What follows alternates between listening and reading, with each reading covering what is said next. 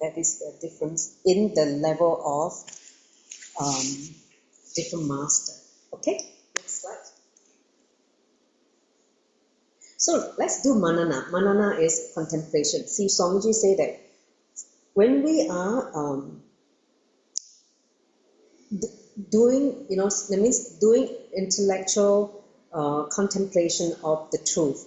He said that listening is the first step, so shravana. The second step is manana, which is contemplation. Contemplate on this truth. Once you contemplate, it becomes part of you. Then the next thing, the third step is nidhyasana. Nidhyasana means start living it. So he said it's as straightforward as that. Listening, manana, contemplation, and start living it. So let's contemplate on Swamiji's new, the definition that he just gave as an atheist or atheism. So just look around you. Do you have people around you who are like this, who are atheists? How many of you have that? Please show your hand. How many? Okay. And then, so now, imagine how you're going to respond to them when you have been given the experience of other dimension of life. How do you, because they can come here and mock at you and say, you're so educated, go and follow a young guru. Something wrong with you, right? So how do you respond to such people? How do you, because these people, remember, they're here to prove their point, right? Their technical knowledge or something. And they're here to prove their ego, they're bigger than you, they know more than you. So how do you respond to such people? Just think about it. Because definitely at some point in time in your life, during the enriching, you meet such people. Okay? How are you going to handle such people now that Swamiji gave this definition? Let's take a few minutes to contemplate, okay?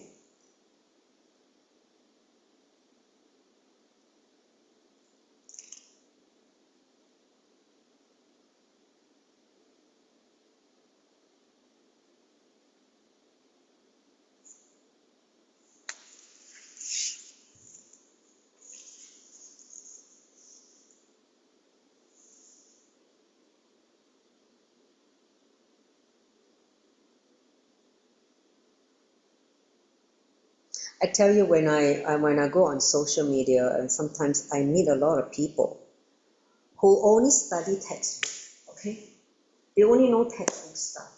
All the, scriptures, they study left, right, center, they know the Sanskrit, they know everything, but zero experience. Zero experience. They can rattle off, this verse said by Krishna, this verse, but only regurgitation, vomiting the same thing from the textbook. When I ask, have you had the experience of what Krishna said? No. I said, go until you experience it, then you come and talk to me. I told them off. Because I say that I experience the Krishna in my Guru. I say, if you haven't experienced, then come and sit with him and let you experience that first, then we can talk. Otherwise, don't come and tell me you haven't, given a chance to even go and sit with him and listen to him. I said, take out this challenge, go and spend 21 days with him. So in the way that caused him to cause him. And then I said, then we can talk. Otherwise, you even do not know, you only have textbook stuff, but no experience. So you're not at the same level of my understanding when you have not experienced it yourself. So this is one thing, which is what Swamiji said. They must be able to transmit with the technique as well as the experience. Okay? So this is the way how you respond to these people. See, the moment you send them to Swamiji, he will be able to, break down their logic, crack them down. The main thing is to get him to agree to sit in front of Swamiji. Only when he starts saying in front of Swamiji, he will know all his logic has no basis when the experience speaks louder than just intellectual knowledge. Anyone want to share? Basically, just don't respond to them because they're not crazy. Like you say, No, but sometimes you don't respond to them, they think they are super yeah, big guy, I you know. understand. Many of Yeah, them I've know seen like this. the scriptures very They well. think that they're super big guy, and then they go on the offensive now. They start abusing my guru. I really cannot. So when Swamiji said that as a Sena, right, as a warrior of Sanatana Hindu Dharma, we have to defend not only the Guru Parampara, the whole lineage of gurus, and like the master, we also have to defend the Dharma. These people who don't know the Dharma, we have to stand out and beat them up. Otherwise, we just choose the easy way of non-responding. What will happen? This is what happened, the degradation, and then Hindu becomes seen as weak, and then we get trampled and trashed easily. So no, we have to stand up for the truth. This is why he said we need to protect the Dharma. Okay, these are the people who have not experienced the higher dimension. Let's say we tell them, "Oh, I've been to Kailasa, through vertical time zone." He will be laughing at you. But I said, "This is true. My experience. I've gone to Kailasa. I've met Ganapati. I've seen Ganapati and Nandi." So for people who cannot believe there are different lokas, right? They forever would think that you are hallucinating or your imagination go wild. So have to respond to them with certain intelligence. Okay. Shall we go to the next one? Next insight 102. So this one is very, very practical technique that Swamiji tell you how to own your time. Okay, a lot of people say, "Oh, I have no time. I know, my time is given to others." No, he said you have to own your time. So this is what he gave a technique. So listen carefully.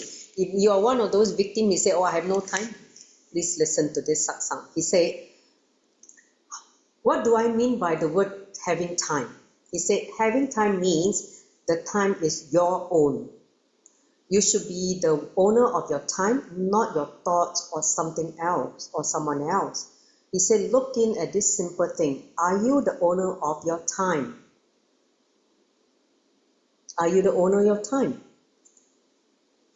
Clearly, the answer is no. He said, everybody else except you owns your time. The whole world is nothing but a huge fight a huge fight to own more and more people's time. Whether it's entertainment, whether it's social media, they're trying to own your time. They're trying to make you spend more time with them so they earn money. They make money out of you. So whether it's in the field of politics, art, science, or even in the field of religion, it is nothing but owning people's time. So that is very straight. He said, if you own more people's time, you're a big guy. That's all. Okay, so next slide. He said, actually trying to own more time is the subtle reason even for giving birth to kids, like bringing them out as you want and fulfilling in their life whatever you wanted them to have in your life. You just want to have a little more time. Okay, so understand this secret. He said, if you know how to own your own time, this is the first step. He said, you will not be trying to own others' time. You will not be bullying around. You will not be violent and start bullying others. You will not be bossing people around. So he said, this is the quality you will develop when you start owning your own time. He said, in any other field, if you own more people's time, you are a big guy. Understand? But in spirituality, if you own your own time, you are a big guy. Own your own time, you're the big guy. You look at Enlightened Master, he owned his own time.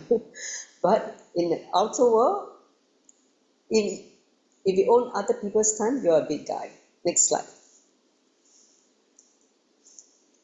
So the first thing you need to understand is time is just matter.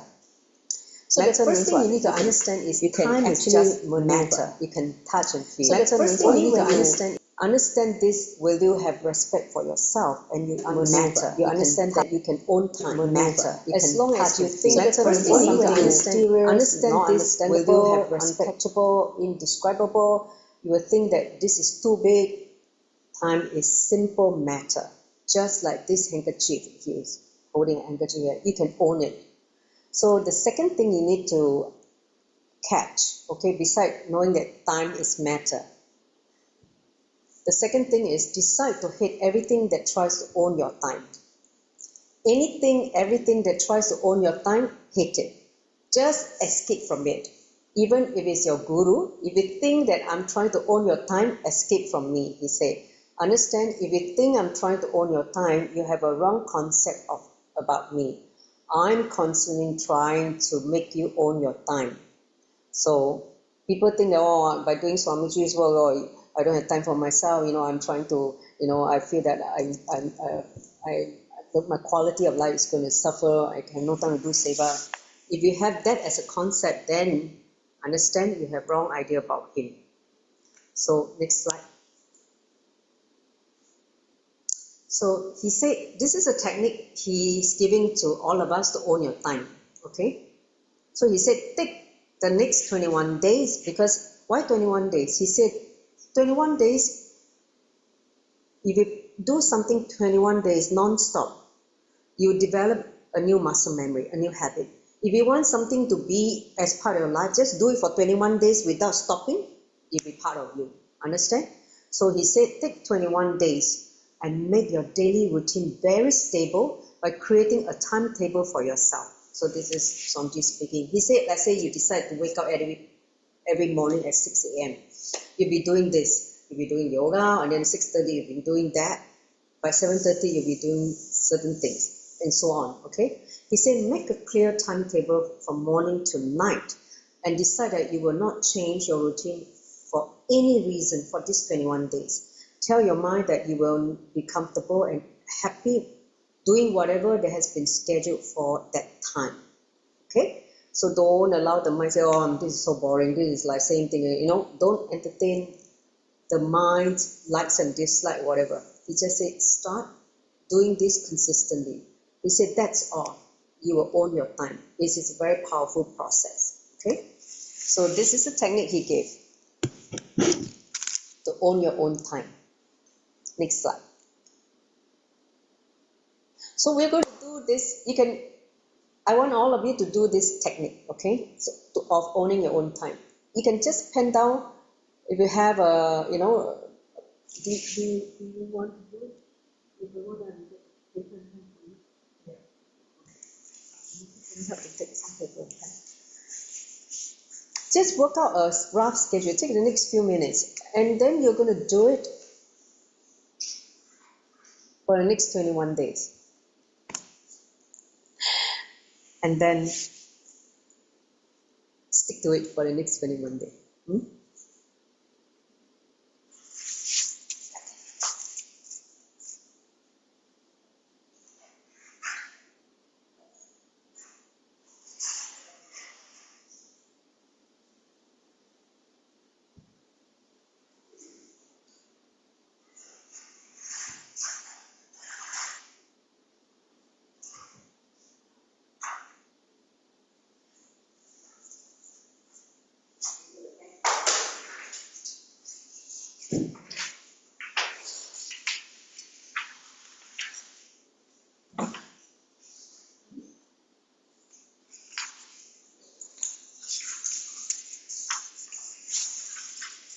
So you just work out a rough schedule of what you're going to do from morning to night, the moment you wake up to night. Okay? Just work out a schedule.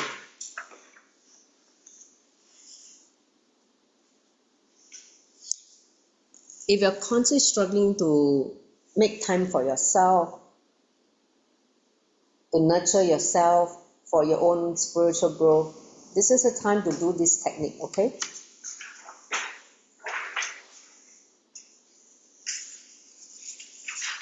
Let's make it practical. whatever. See, a lot of great, amazing technique that Swamiji gave during satsang, he just gave after. And many of us, when you will hear the satsang, we never do it.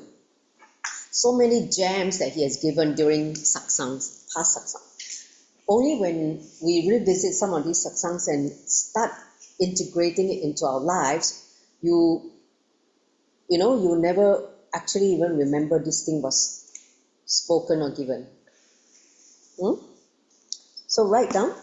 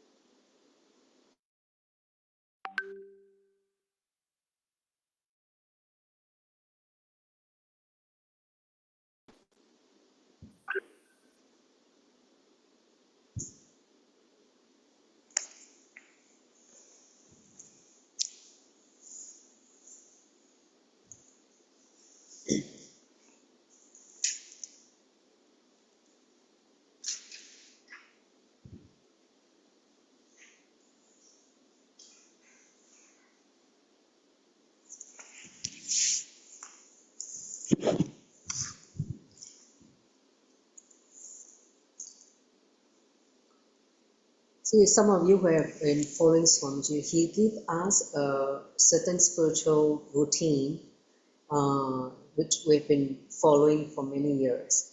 Of course, you can allocate certain time to do other things. Just keep it like, oh, this time maybe is for your work, this time is for something else. So you follow certain routine,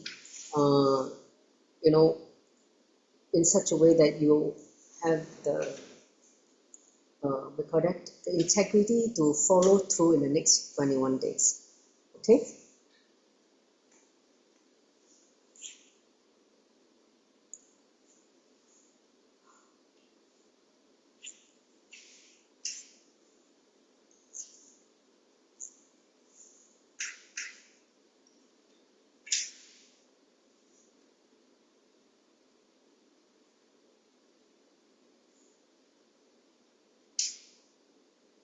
You can maybe do like a weekday routine and then a weekend routine. Because on the weekend you don't have to go to work, you have a slightly different schedule.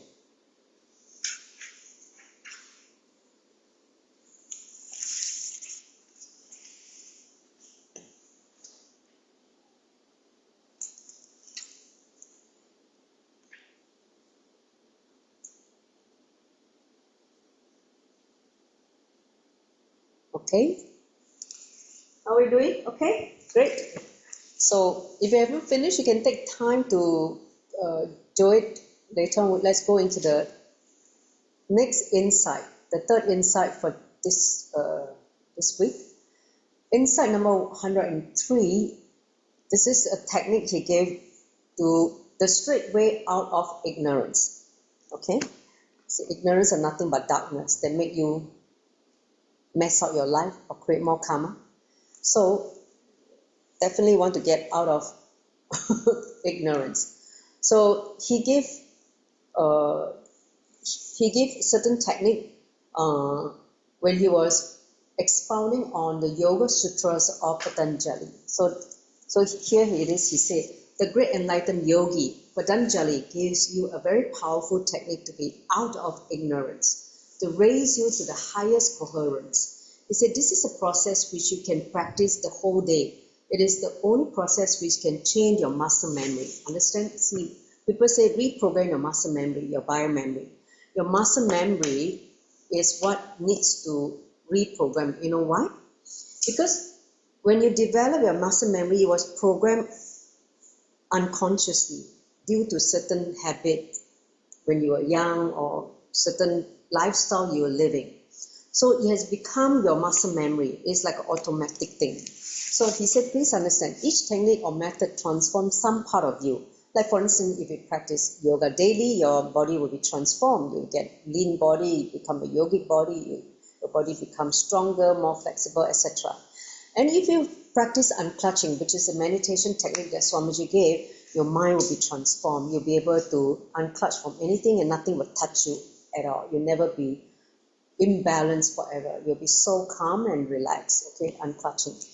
And this technique called Praktipasha Bhavana. This is a technique given by Yoga Sutra Patanjali. He said is the only technique which can transform your muscle memory. So how does it work? Let's understand a little bit deeper. He said muscle memory is that part of in you which makes the decision to do any act spontaneously, because you have been programmed or habituated to do the thing again and again, which sometimes you don't even you're not even aware, because it get executed within micro milliseconds even before you become aware of it. Like for instance, people with anger problem, something that touch the sore point, only they explode in anger, even though they don't want to be angry, but it become, like a habit. It's like a default reaction now. And after that, they will become guilty. They will feel bad about it. And it's like you go on and on, they're not able to respond in a different way because it's become part of their muscle memory. It is such a dangerous thing, as you can see. Understand? Imagine someone had this anger issue because he must have reacted in a angry way for maybe thousands of times, that it become like a default response to something. It just happened in micro millisecond. It just bypass your rational mind, and you start responding, out of default behavior. And sometimes it can get out of hand because when you're angry, anger is an energy that sometimes you cannot control. And people, they create a lot of stupid crime, even to the extent of killing people, going to violence, even though they didn't want to do it, but their anger make them do it, and then they become very, very remorseful after that, which is already damage done. When damage is done, it's not going to undo itself so easily. So this is one thing. That's why he say you need to reprogram your transform your muscle memory. If you are habituated to do something out of like a habit, okay, if it's become a habit, it's a very dangerous thing. Next slide. So he said, you do not act the way you act because you're habituated to do so, or you're trained to do so, or you have engraved memories. It means samskara, some memories inside you and make you act certain way. Say no, actually there's no specific reason why you act the way you act. There's only one thing we know. The moment the decision happens in you, so much energy is spontaneously released that even that without even a gap of micro-millisecond, it is executed. It becomes action. It becomes reality. And it is very difficult to understand or grasp. So unless you understand the source of this happening, it is practically impossible for you to alter it. Because it just bypasses your rational, you're not even aware. So when it bypasses, you can't even stop it. You can't even say, okay, I'm going to respond in a different way this time around. That is the problem. So a lot of people, when they become reactionary, this is what happened. They not only create a lot of karma, they suffer a lot. So in Pratipasha Bhavana, whenever a negative thoughts happen in you, okay, this is what happened. You can't even control your negative thoughts, right? Without allowing the feeling that it should be immediately executed, you need to replace it with an alternative thought and establish the new thought in you. Okay, so this is the technique he gave. Next slide. So whenever a negative thoughts which are against the purpose of your life happen in you, let's say your purpose in life is to be peaceful, to be enlightened, and then some random thought, some fearful thought bubble up, and because of the fear, you start having bodily reaction, whether it's palpitation, whether it's sweating, or whether it's anxiety attack, whatever it may be. He said you just need to analyze, understand that. Take that thought to its logical conclusion. When he said take the thought to the logical conclusion, please listen carefully. Let's say a random thought comes. Just create the opposite understanding, the right understanding of the purpose of your life, and raise the coherence of your system to its highest possible peak. So he gives an example. Okay, so listen. He said, when you have the thought of a violent, like you're so angry you want to slap someone or you want to beat someone else, how do you do this Pratipasha Bhavana to get yourself back to a non-violent state? He said, and not allow the violence to get rooted in you, or get violence is one negative thought, or get the fear thought out of you, or something like a lustful thought out of you, like something like this, right? So something that is not going to serve your purpose of life. Understand? He said, all you need to do is remember this. Say, oh, violence will bring suffering and ignorance. I will not allow it. So he said, whenever that thought comes, just use the understanding how to create the opposite understanding to shift yourself back to the center. Shift yourself back to the purpose of your life without derailing yourself far off from what you're here to do. Understand? Do you understand this technique that is given by Swamiji through Yoga Sutra Patanjali? Huh? Huh? Understand now? Okay, next slide. So he is teaching us reasoning. He's talking about Patanjali, teaching us reasoning. He's teaching us the applied science. If a master of Patanjali's caliber is coming down to teach us applied science, it means that this one process is so powerful that it can transform your complete being. Okay?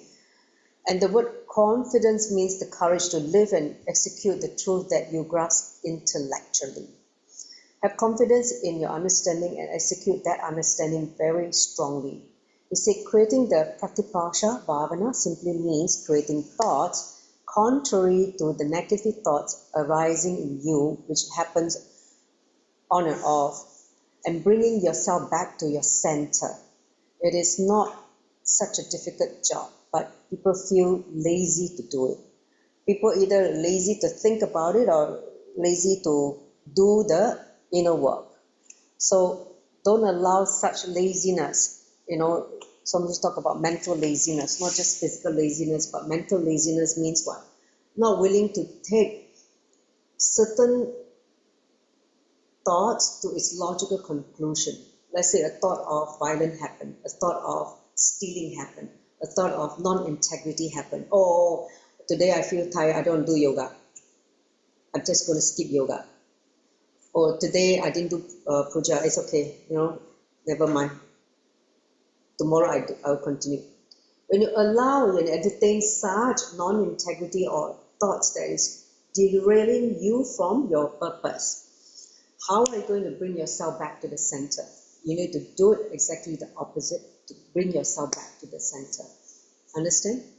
Especially if you are entertaining, but you are not able to destroy the negative thoughts, then which means you're allowing negativity to grow in you and become a cancer. Once the negativity grabs you, it is over. Understand, Swamiji, this is like a very strong warning. It is over for you. Your life is in hell. You're done for. That's it. That is why sometimes I need to push them to do that job. Sometimes I use love. Sometimes I use fake, so-called hatred. Fake hatred, right? He say to push people back to their center. See, the Guru, whatever he does, sometimes is to shake us. He doesn't want us. He's basically breaking the pattern. So sometimes he has to use very strong technique to break our pattern. And the word he used can be quite strong, and people may not be able to take it and they run away from the master. He said, never run away from a master, because when a master uses strong words on you, it means he cares to even want to transform you. If he use nice, very polite word, be very clear, you have not come to level that he's working on you intensely. Understand? So he was citing an example. He said, Bhagavan Ramana Maharishi, one of the enlightened masters, sings very beautiful this way. He said, "Oh Lord, when my five senses enter my house to rob me and to destroy me, where were you? Were you not there in my inner space? So when the negativity enters in your inner space to rob you and destroy you, immediately bring the right understanding, the right attitude as your defense against the negativity." This is a technique that Patanjali is trying to teach all of us here. The moment you catch the negativity bubbling up in your inner space, before it starts to take root, immediately bring the right understanding and the right attitude and stop this negativity. Understand? Okay? Don't even give life to it. The moment you give life, the seed will sprout and you'll grow into a tree. When you grow into the tree, very hard. You need a big, big blow, then the thing will go off. Don't allow it to grow into a big tree, because then to uproot that tree it will take more effort. You need very strong technique. Okay, next slide. So he said the timing is very important. Respond immediately to your negativity. Catch the thief at the right time. Don't allow the thief to stay inside your house, and then the next moment you go, the house is empty, rob of everything now. Okay? Understand that if you miss the timing even once, understand, when creating the right thought against the wrong thought or negative thought, you are caught. It's that serious. Catch the negativity the moment it enters your house. The moment it enters your house means your inner space. Your inner space is your house. You own it. If you allow other thoughts to own it, then it becomes the owner. The mind becomes the owner. The consciousness is no longer the owner. Okay? Give me a thumbs up if all of you understand what Swamiji is trying to impart here. Awesome. Let's do the contemplation now. Next. Let's contemplate on this technique for a few minutes, okay? Just see in your life what kind of negative thoughts that constantly haunt you, constantly make you powerless, constantly make you do stupid things, whether it's entertaining your powerless in laziness, procrastination, or fear, whatever that you are struggling with in your life.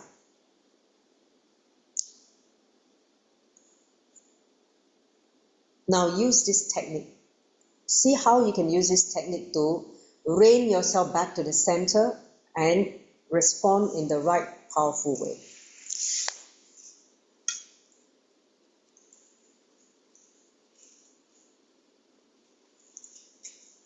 Even the thought of, I have no money, poverty consciousness. Even the thought of, I may not have enough to survive, the fear of not enough. This is also a negative thought. Any thought that you entertain that makes you powerless, makes you respond, that means shrink in life instead of expanding in life. Use this technique.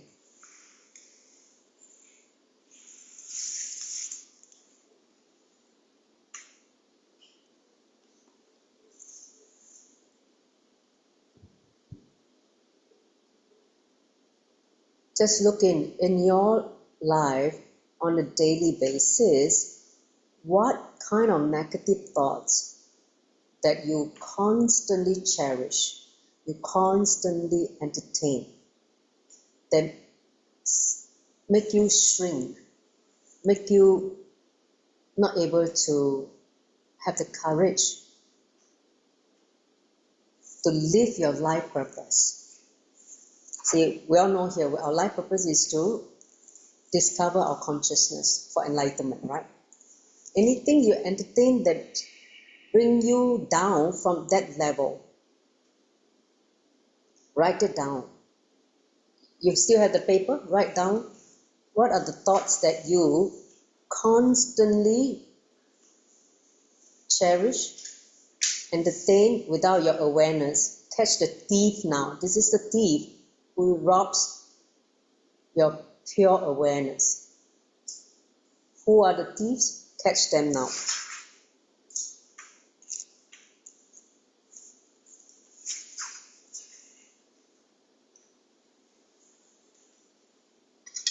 Especially if you feel there's a lot of inner conflict. A lot of inner conflict between what Swamiji say and versus what you feel, like your cognition, that you're struggling with that. Write down the negative thoughts.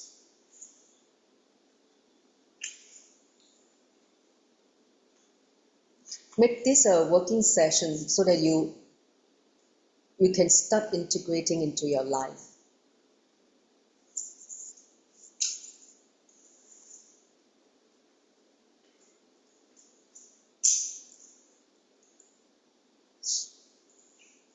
All right, let's enter into the last insight today.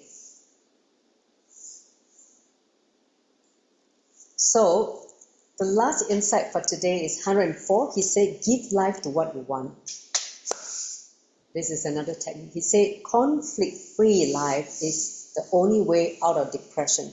For people who are living in depressions, they don't know how to get out of depression. You have people around who don't know how to get the depression, whole life complain they're depressed. This is the technique he gives. He said, living life without conflict is the only way out of depression.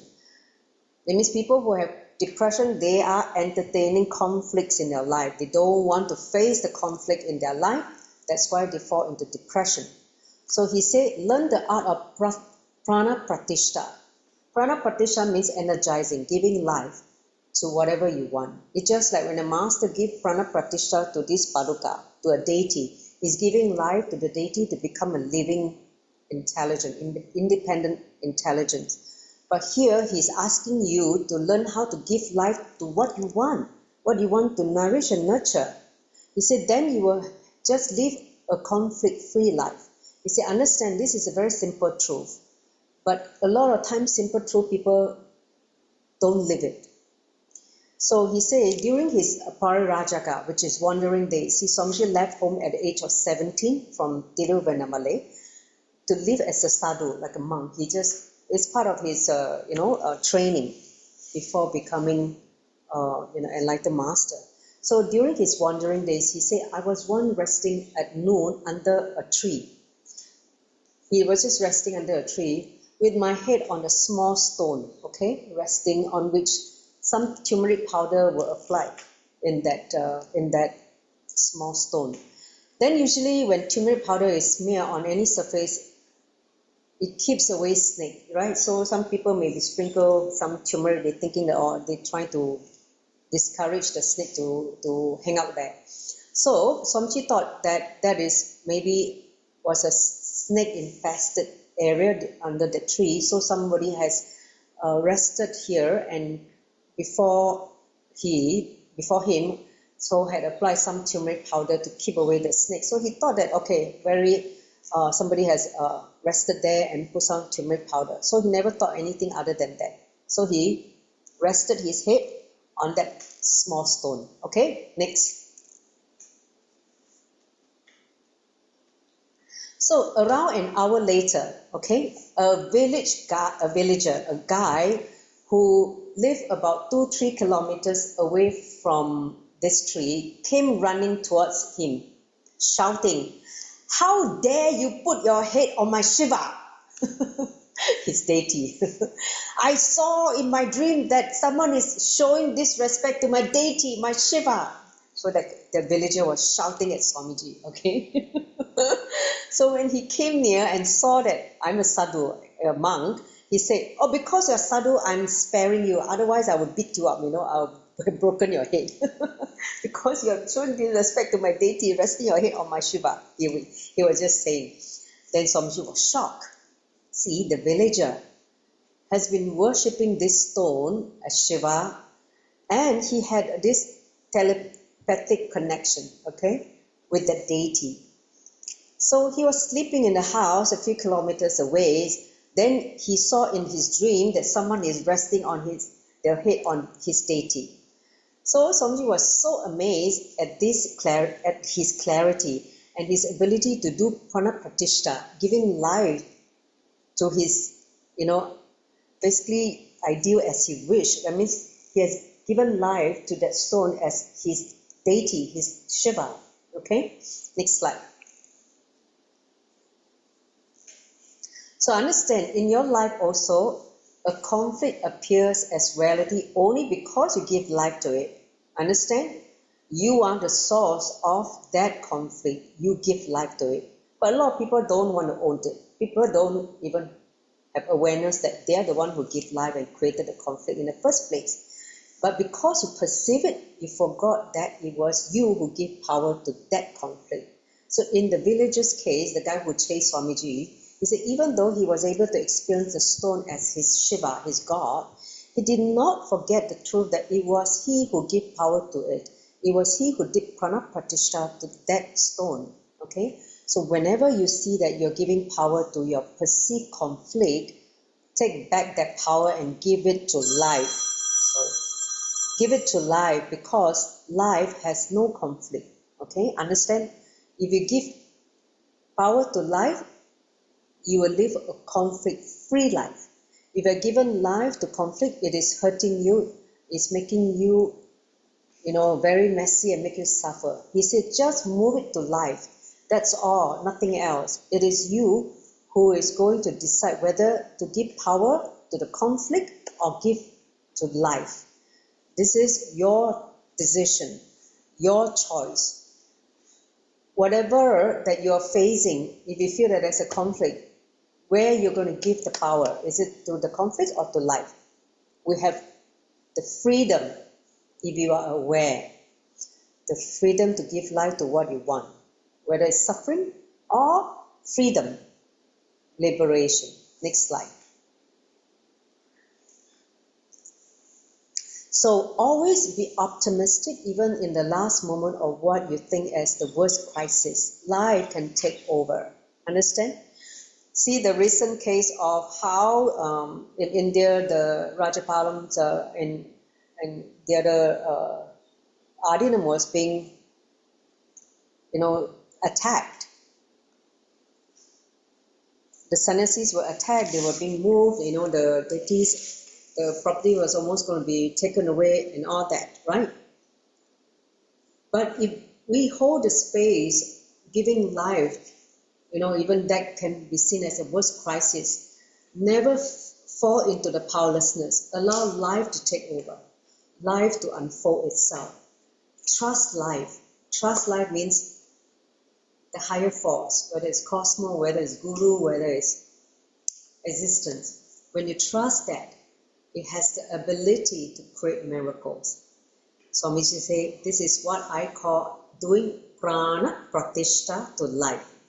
Prana pratishta to life is giving life to create miracles, giving life to what you want and enjoying miracles in your life. Got it? Great. So now let's do a meditation. Normally we'll do a meditation. Okay? Towards the end, we'll do an 11-minute meditation. So you're going to have your eye bend. You have? Okay? See, based on all the 4 insights reviewed today, you're going to meditate how to give life to what you want. Okay? Consciously give life to what you want, because this is what you're going to manifest. If you want to manifest financial freedom, for instance, then give life to that.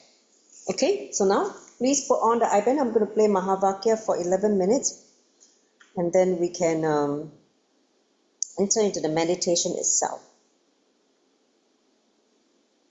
All of you?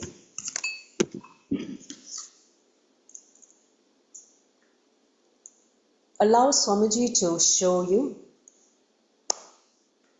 what you want to give life. How to give life to what you want in life, okay?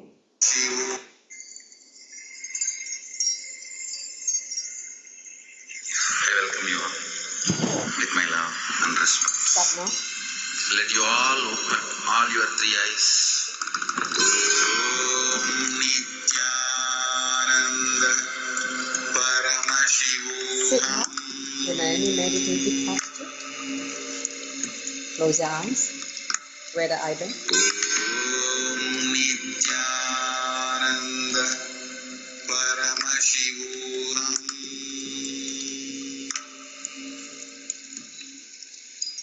Contemplate and meditate on Nityananda Paramashivoham. what you want to give life to in your life. What do you really want? Whether it's giving life for enlightenment, giving life for financial freedom, or giving life to a new business, whatever may be.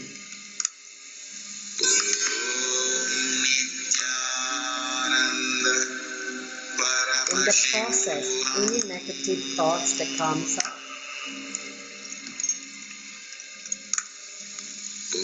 learn the technique to turn that into positive.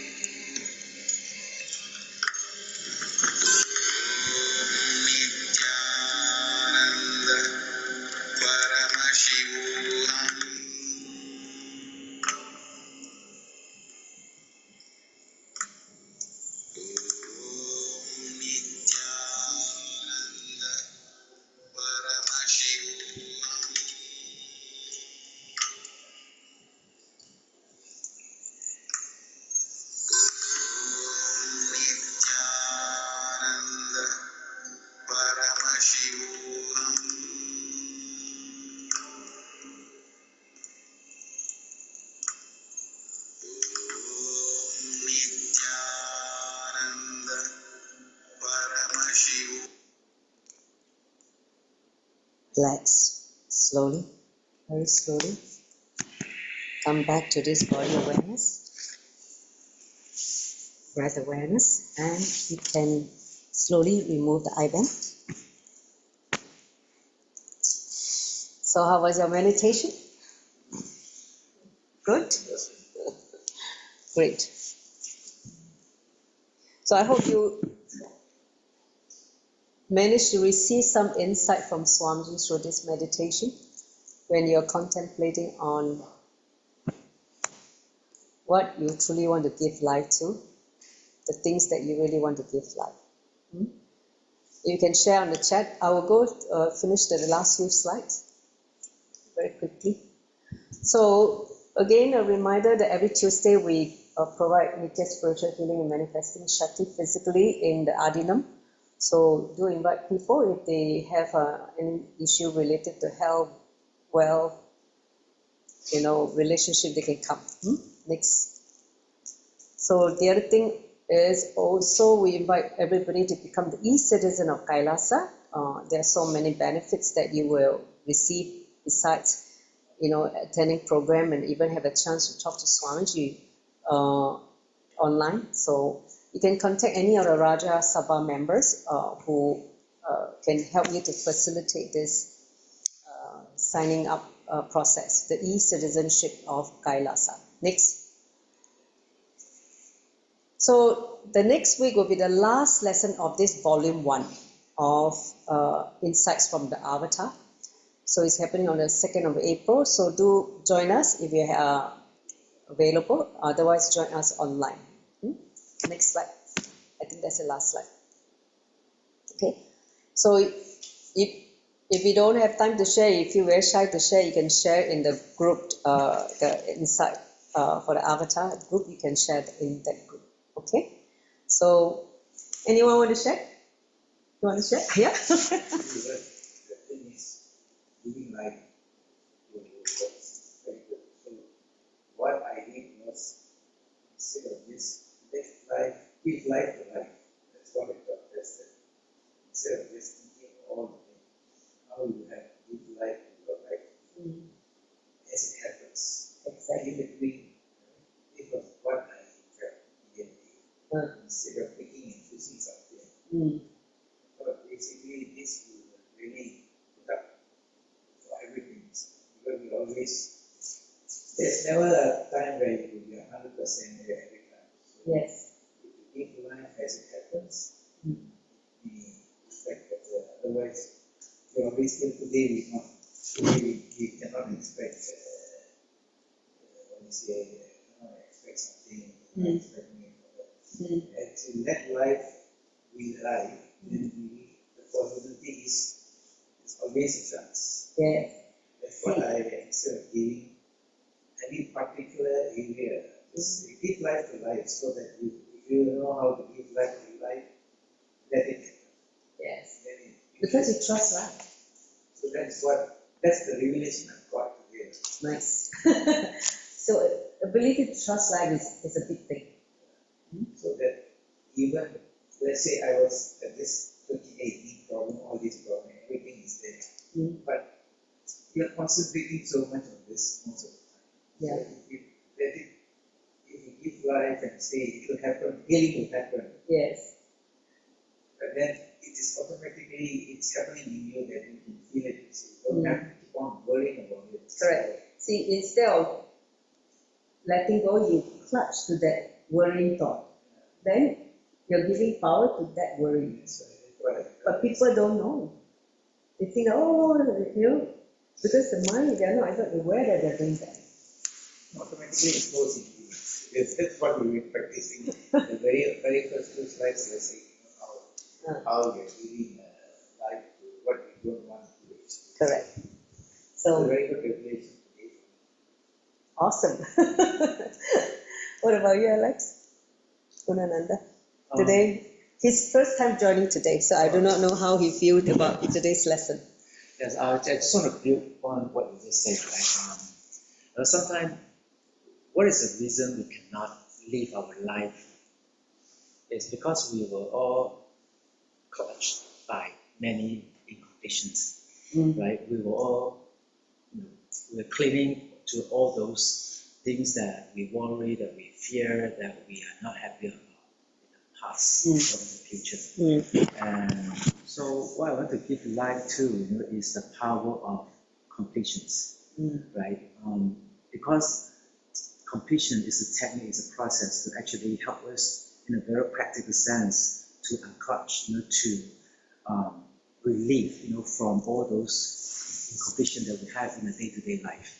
And so the ability of doing that is very important. Yes. And so my realization today is to give life to the ability of completions. Nice.